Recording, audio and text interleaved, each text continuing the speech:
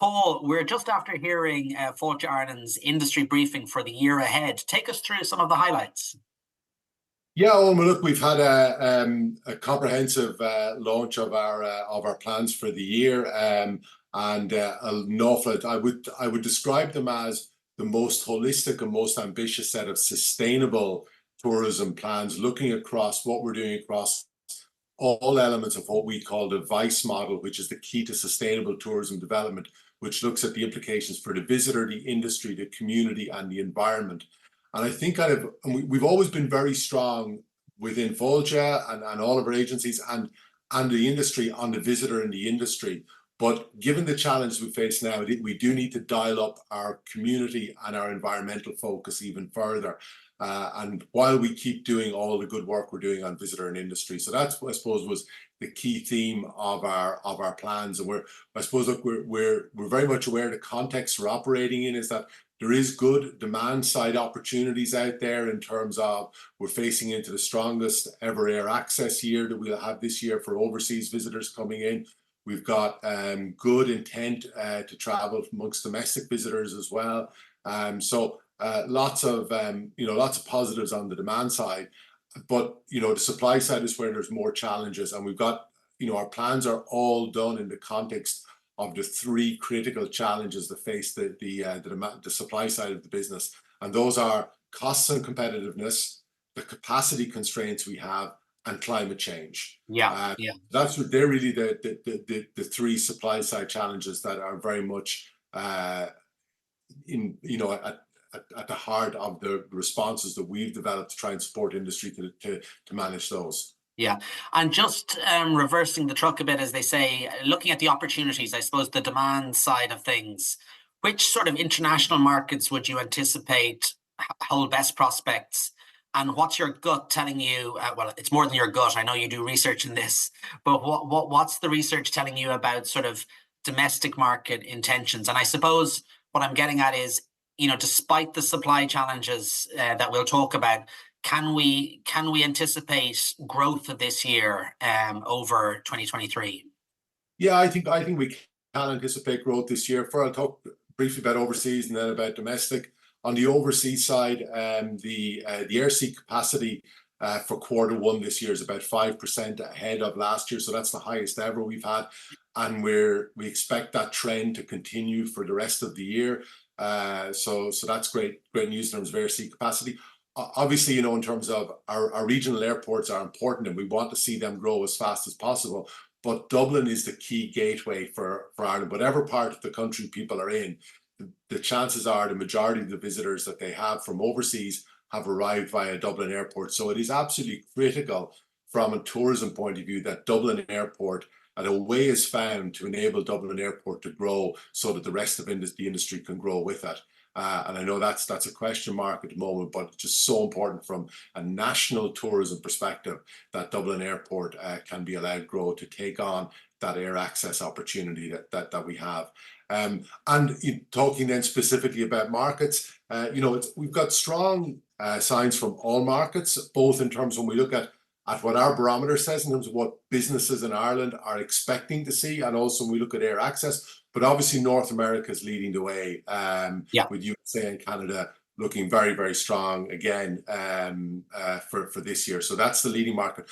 But it is actually reassuring to see that the predictions from the UK are a bit more positive. This has been a market that's challenged in recent years. It's still nowhere near the strength of the US and stuff, but it's coming back a little bit. Is what our research is telling us that Irish businesses are expecting the UK to come back a little bit better this year. So that's good to see, because it is our closest neighbour. Yeah, I think it's in all our interest that we have a balanced portfolio of markets and not are overly dependent on one. And what about that all-important domestic market? On the domestic market, the intent to take a break in the next 12 months in Ireland is running at about 45%, which is good by historical standards. But it is about 4 percentage points down on last year. So it is down a little bit than what it was. And the market held up well last year, in terms of, particularly in the context of you know, we all saw the rush to the airport by Irish residents, you know, that post-COVID, let's get abroad and go to the sun or go skiing or whatever. So for the domestic market to hold up relatively strong last year was particularly reassuring. And when we look at the internals, what we see is a very strong picture amongst Irish residents of their satisfaction with their holiday in Ireland. We see great scores there. Unfortunately, the value for money scores are not as positive as the satisfaction scores. So I suppose we know how difficult it is for businesses with all the cost increases, etc. But I suppose our message is, you know, to convert that domestic business across this year, you know, offering as good a value for money while maintaining the great service that leads to that satisfaction will be key. Yeah, absolutely. Yeah, couldn't agree more. Just on the, you mentioned the cost, which is putting an awful lot of pressure on businesses. And as you say, it's so important that we maintain that value proposition. But one of the other C's that you mentioned, capacity, that is an enduring problem, isn't it? I remember when I was talking to you this time 12 months ago, you know, we had been told by others that the use of hotels for humanitarian purposes was a short-term solution, but it's nearly embedded at this stage, and we're heading into another year, aren't we, where a significant proportion of hotels and guest houses have been taken out of the tourism economy. That is problematic, isn't it? And it's going to be a handbrake on growth. Yes, it is. Yeah, absolutely. I mean, look, you know, between 20 and 30% of total tourism accommodation it has been removed from the tourism market for humanitarian purposes. And yeah, absolutely, you know, in terms of it was, you know, understandable in the context of an emergency response, etc. But, you know, we need to, you know, the war's been going on for a number of years now in Ukraine, and you know, we need to see alternative solutions coming on stream that get some of that tourism accommodation back into tourism. But these things obviously seem to take a long time, and we don't expect to see any significant decrease in that accommodation this year. We're not seeing any signs of that yet. So unfortunately, it looks like we will have another year of living with that challenge. You know, to that end, you know, the minister announced that she has approved our business support scheme that we submitted back to the department a little while ago, and been working with her officials on it. So that's great. We'll have a webinar on the 4th of March. This is specifically for activities and attractions in areas where a significant number of the registered tourism accommodation isn't available to visitors. Yeah, that's where we can get the data from. So, you know, we'll announce all the details of that and take the relevant businesses through that. So for activities and attractions in those areas, because there are some areas where the majority of tourism accommodation is gone, not just 20 or 30%, but a lot more than that. That's a national average. There are towns and counties where an awful lot more is gone than that. So we've isolated those areas, and then we've got a scheme for activities and attractions that have been most impacted by that, and we'll be announcing details of that at our webinar on the 4th of March. Great, and that support is much needed, I think, for those sectors.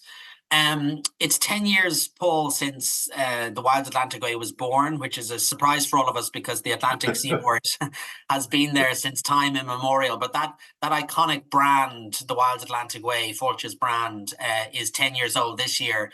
Any thoughts on how the brand has developed, or you know, how we should celebrate it this year, or I suppose the potential of the Western Seaboard, because it is literally unique to Ireland?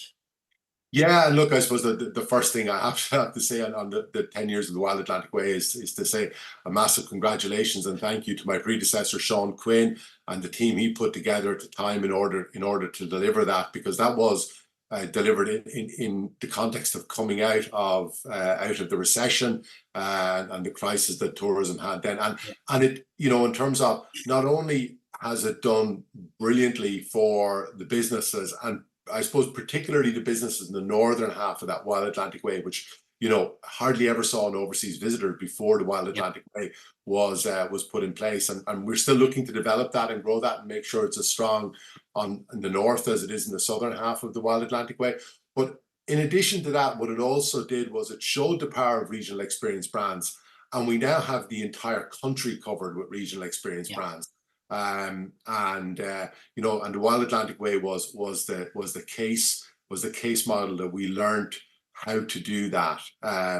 And I think that's been a huge benefit, not just to the businesses on the Wild Atlantic Way, but to tourism in Ireland in general. So it is fantastic. We are going to be celebrating. We're going to be celebrating it at Mehel in April in Killarney. And the reason we've chosen that is because that's when we have the most of our overseas buyers in town, and we'll have a lot of overseas media, because we want to leverage the 10 years of the Wild Atlantic Way, not just to pat ourselves in Ireland on the back, but we want to use this as an opportunity to grow even more into the future. So we thought the time when we had the best overseas spotlight on us was the right time to celebrate it, and that's at Mehel.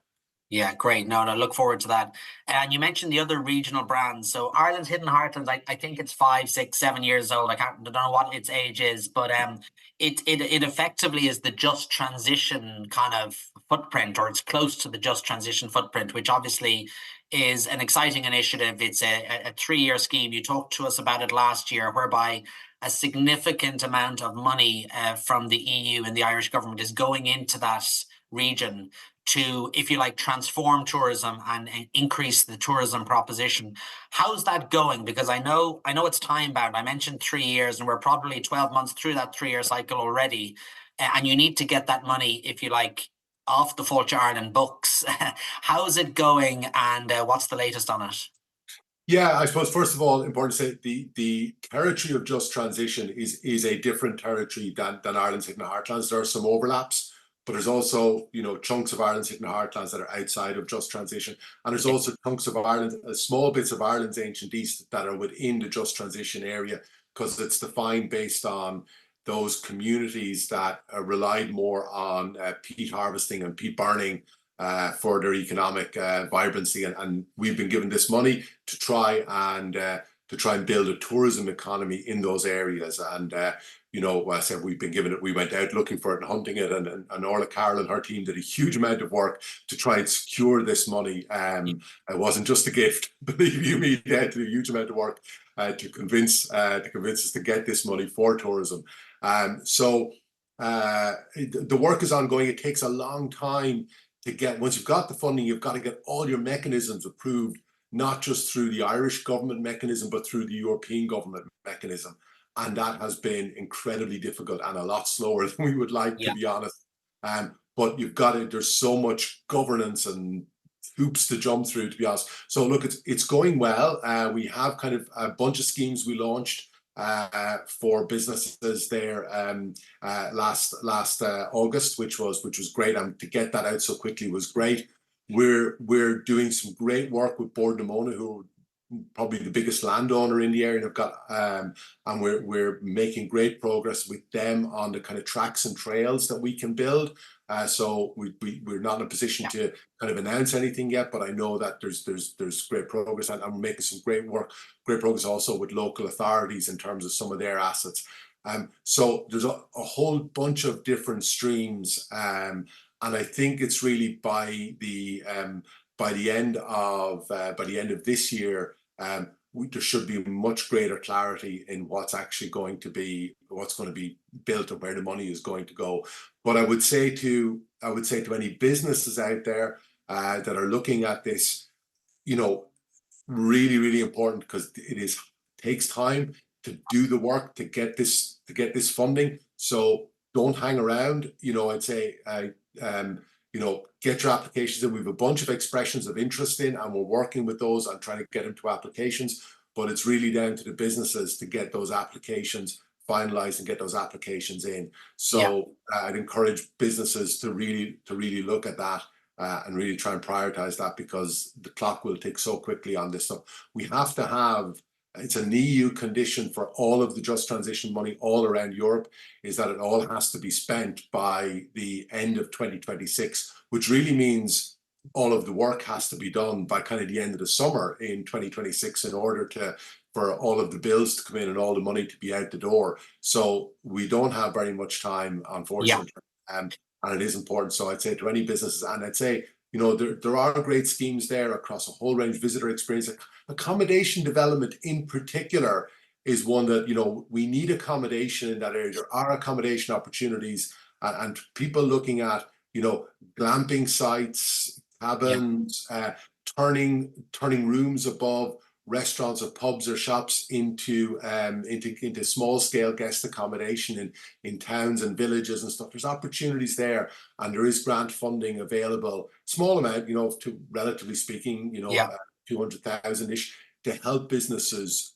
to build that accommodation out. So I'd encourage anyone looking at that to see it, because we think there is really good commercial opportunity for that small scale accommodation development in the region, as we will be investing in building tracks and trails and blueways and greenways and all the other things going on. That's all going to build a good visitor. And as you say, there's that allocation of money has been hard won, and we don't want to see any of it left behind, or we don't want to give any of it back. So we have to come up with good reasons to spend it. So I suppose it's a call out to entrepreneurs in the area to put the thinking cap on and put a proposal together.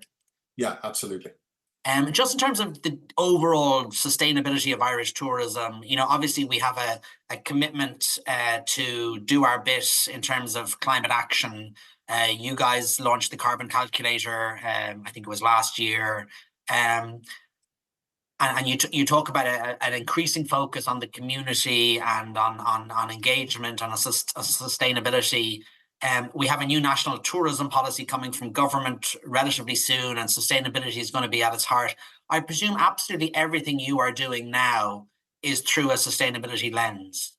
Yeah, absolutely. In terms of we've been working, through that Vice model lens for over 10 years now, but we are becoming more and more focused on the environment side in terms of everything we're doing. In terms of, going forward now, when we're looking at kind of investment in product development and visitor attractions, we've been saying, how can we make this as good as possible for visitor? We're still asking that question, but we're also making sure, right, and when we were also very good on how do we make sure that its carbon footprint is correct and stuff like that. But we're now asking new questions like, okay, well, how do we enhance the biodiversity of the area with what we're doing as well? So it's broadening the questions we ask, but really important on the sustainability piece. We've just announced, a significant program of supports for industry in this space, and this is about, we're going to put in. There's been a kind of a disconnect between the tourism industry and the money that's available from the SEAI, in terms of, that's been an issue that, in terms of, we know that lots of people in the tourism industry have found it difficult to navigate that process, and we know the SEAI have found it difficult to get money into the tourism industry. So we've announced a program where we're appointing a whole range of advisors and a 3-step process for businesses that we will go in and put advisors, we'll fund the advisors going in, working with businesses, helping them to from an audit to an action program, where, in terms of, they will help them do from everything from understanding where their business is, and then what's the action, and help them all the way through that, through grant processing, etc. In terms of, we're not going to duplicate what the SEAI are doing, but we're going to act as, if you like, kind of that middle person between industry and the SEAI, and working with industry to help them to be able to access those supports. So, that's probably our big new area of investment this year, that we're going to be putting in significant extra support. And I'd encourage anyone wanting to join that journey. We've got an agreement with the SEAI. We're trying to get 1,000 businesses over the next number of years through that journey. So anyone looking to join, please go onto the Fáilte Ireland website and see where, fáilteireland.ie, and you'll see where you can sign up and to express your interest in that program. Other really important thing on the sustainability front is, we have been working with for a number of months now. We work with our colleagues in Tourism Northern Ireland and Tourism Ireland on a reassurance scheme for sustainability certification. And this is basically a badge, a little bit like the kind of COVID safety charter kind of approach. We want to kind of get a single badge, and with different levels, but a single badge that people will recognize, because one of the issues out there is there's so many different types of environmental certifications. some of them very different from others, but the consumer understanding of them is very low. So, you know, we're going to have a system, one single system. We're not going to be certifying businesses.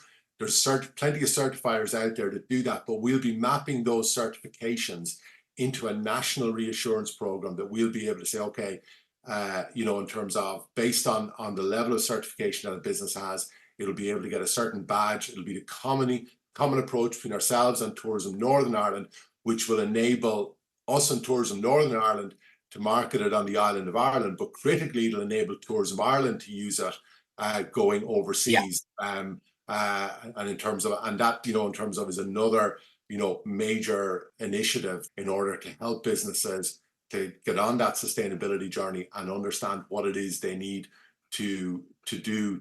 And this is really important because this area, at the moment, to be honest, it is a bit of kind of, well, it's an optional course of action for businesses, but there's more and more legislation coming down the tracks in this area, both the national and the European Union level, etc., that is going to, over the coming years, going to make this being a business imperative, that if you want to keep doing business, you're going to need to be doing business sustainably. And, you know, we're trying to do everything we can, and we're keen to support the industry that we get there before, you know, that everyone gets there before, if they're not there, they're not allowed to operate, you know. So that's, you know, really what we're trying. So we'd encourage everyone, if you're running a tourism business out there, really importantly, you get on that carbon emissions reduction journey and you get on that wider sustainability journey, and we've got lots of supports to help there. Yeah. And are we ahead of other competitor nations in that regard in terms of, you know, the sustainability certs that we're talking about? We did the program that we've launched this year. We have done a full international trial, and the program we have launched now will put us ahead of everywhere else in the world in terms of the support. So we could say that it's a competitive advantage, maybe, that Ireland has. We certainly want it to be a competitive advantage. It's not yet, and importantly, I suppose one of the challenges that we have is that the core, if you like, economy infrastructure in Ireland is not as sustainable. So we're not at as high a percentage of renewable energy as places like Scandinavian countries and stuff like that. So of course, we in tourism have to do everything we can in terms of reducing the amount of energy we use, reducing the waste and the water, etc. But you know, but also the other parts of the ecosystem, like the energy providers, etc., they need to move towards the renewable side of things. We need to move towards more electric vehicles on our roads, etc. So more public transport as opposed to private transport. So those whole range of other things that other parts of government are looking after, as it were, they're essential to come into play as well. And that's where we're behind at the moment. You know, that core kind of economic level sustainability isn't as high as it is in other countries. So look, you know, but you know, we think if we really get after this over the next couple of years, we certainly can, you know, and we aim to be one of the most sustainable destinations in the world. And we think that we can achieve that if we really get after it. Yeah. Great. Well, Paul, you have a lot on your plate. You have a busy year ahead of you. Just going back to 2024, you said you were kind of confident that we would still secure growth despite the capacity and the cost challenges.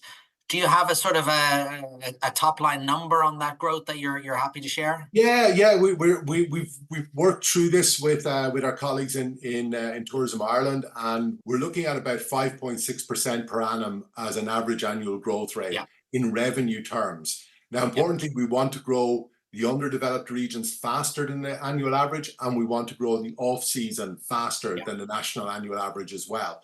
So we continue to drive that regionality and that seasonality, and Paul Keeley outlined a number of initiatives to help us do that at our session yesterday.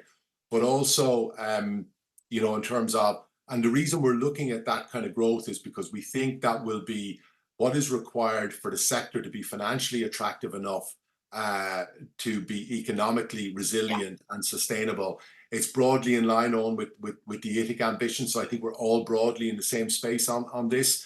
But also importantly is that if we grow that revenue in the right way and everyone takes, and this is a big and, if everyone takes the required action on carbon emission reduction, that it does give the industry on the ground here in Ireland the ability to hit those climate action targets around carbon emission reductions that the government has set for 2030.